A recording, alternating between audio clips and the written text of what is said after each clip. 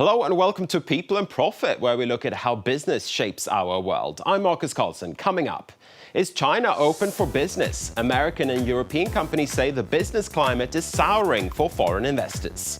SocGen saga, former trader Jerôme Kerviel clinches a legal win as a French court orders the bank to pay up for wrongful dismissal. Plus, we look at the pros and the cons of a basic income for everyone. Campaigners in Switzerland say they'll keep fighting even as voters reject the idea. First up, though, multinational companies have for long hailed China as a source of growth. But now an increasing share of them say that they're feeling more and more unwelcome in the country. During a visit to Beijing, senior US officials put pressure on China to bring down barriers for foreign investors. And European companies, too, say that they're becoming more pessimistic about the Chinese market. Charles Pellegrin has the details. How business-friendly is China? The U.S. Treasury Secretary made his opinion on the issue quite clear at an annual meeting between representatives of the two countries. As we've seen, concerns about the business climate in China have risen. Candidly, foreign businesses wonder if they're welcome and find China's regulatory environment harder and harder to navigate. Foreign investors are still waiting on proposed economic reforms and say they see a rise in protectionism. A survey by the American Chamber of Commerce shows that 77% of its members feel less welcome in China. Concerns echoed by the European Union's Chamber of Commerce.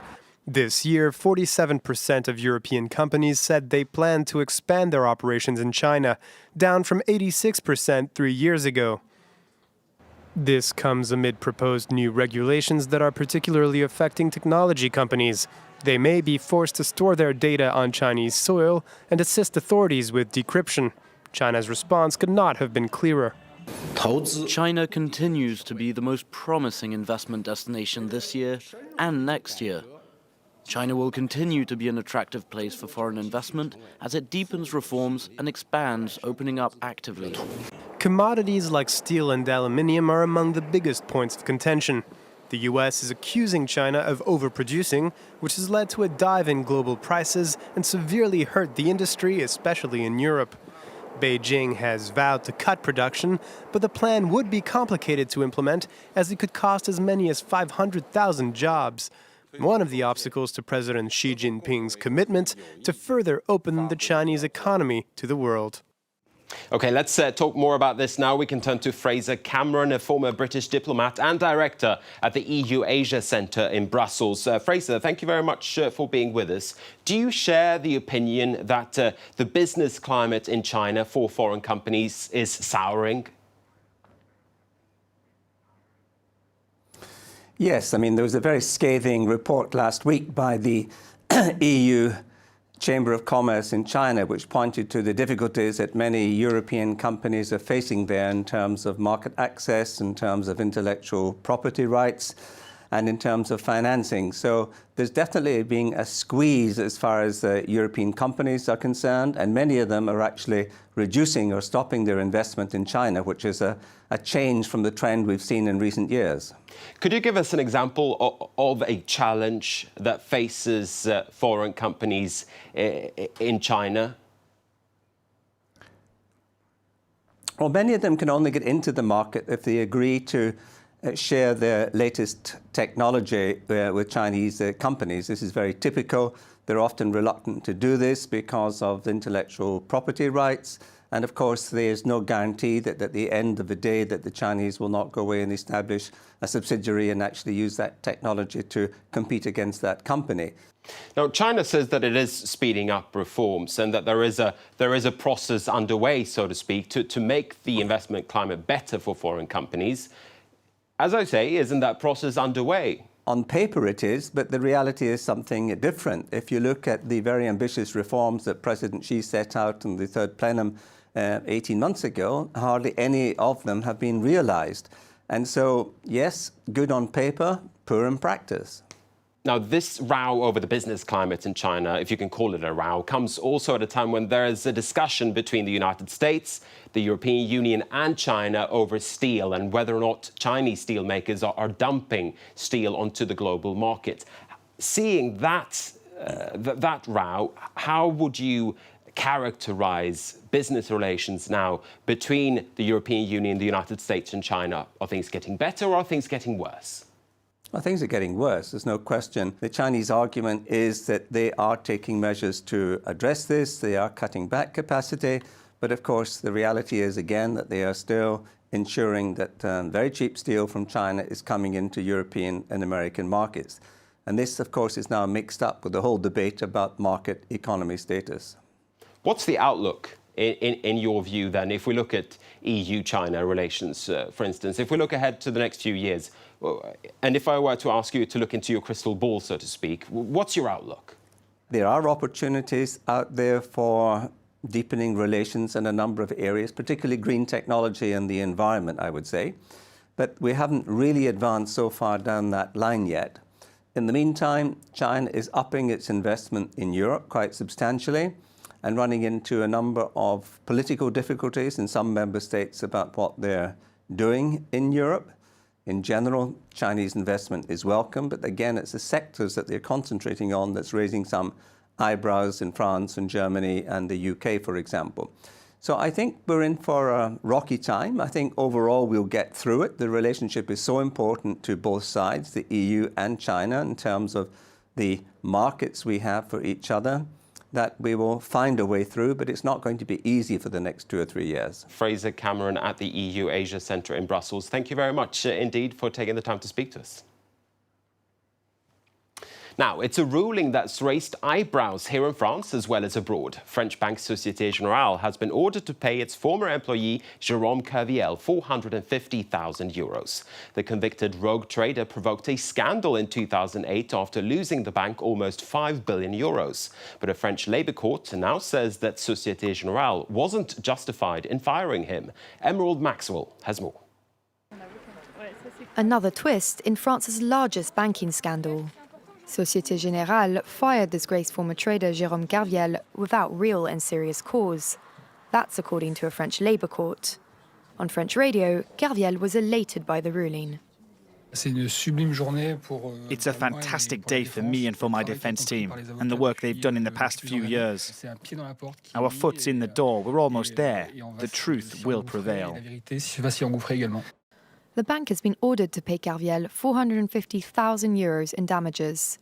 It includes a €300,000 bonus, which dates back to 2007, and €100,000 for unfair dismissal. Société Générale responded by calling the ruling scandalous and are planning to appeal the decision. Kerviel was given a 5-year sentence in October 2010, with 2 years suspended. That after being convicted for breach of trust, forgery and computer abuse, after amassing €5 billion in hidden trades before the global financial crisis.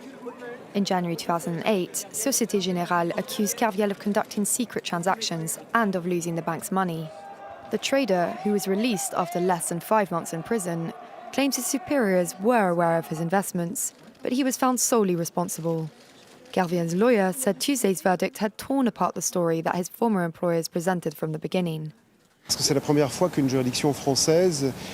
the first time that a French jurisdiction admits and recognizes that Société Générale had full knowledge of Jerôme Kerviel's activities before 2008.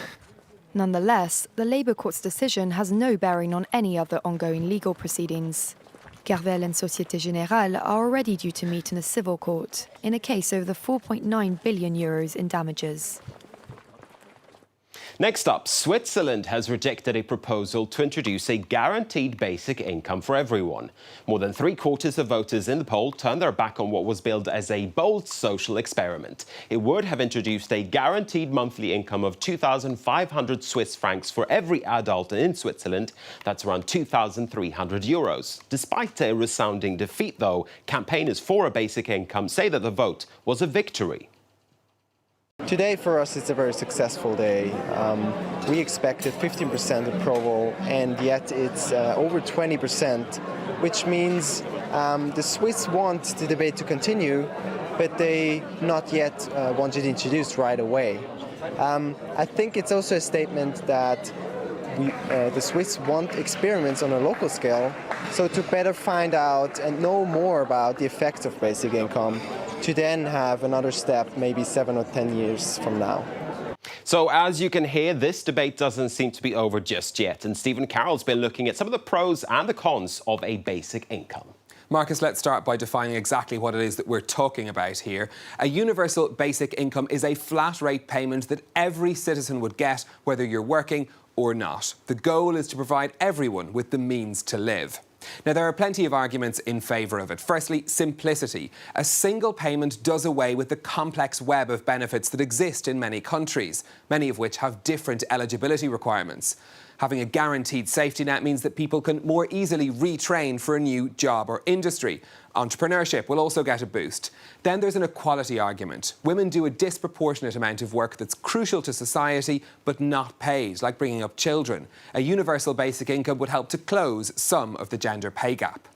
There are many arguments against the idea as well, though. Setting a single level of benefits will leave some people worse off, particularly pensioners. It's argued that with a guaranteed income, people will be less motivated to work. That means less money for public services, while some say it's simply a tax break for the rich. The big question, of course, is how to pay for it. To provide a universal basic income of $12,000 a year while maintaining healthcare and other key public services, the OECD says that taxes in the UK would have to go up by 15%, by 10% in the United States, 7% in France and 2% in Denmark. That's impossible for most politicians to even consider. Supporters of a basic income, though, say it will become necessary in the future as technology replaces more jobs. The Cato Institute in the United States has proposed some incremental steps which would help to move us closer to such a major change. They include consolidating existing welfare payments and switching from in-kind benefits like free transport to direct cash payments. Crucially, these steps would allow politicians and economists to gather more information on just how such a system might work. All right, still a work in progress, in other words. Thank you very much, Stephen. What's your Twitter handle, by the way? New Stephen. All right, so if you have any questions about a basic income, you can get in touch with Stephen. You can also get in touch with the show by going to our Facebook page, France 24 Business, or you can tweet me at MarcusF24. For now, thank you for watching and stay with us here on France 24.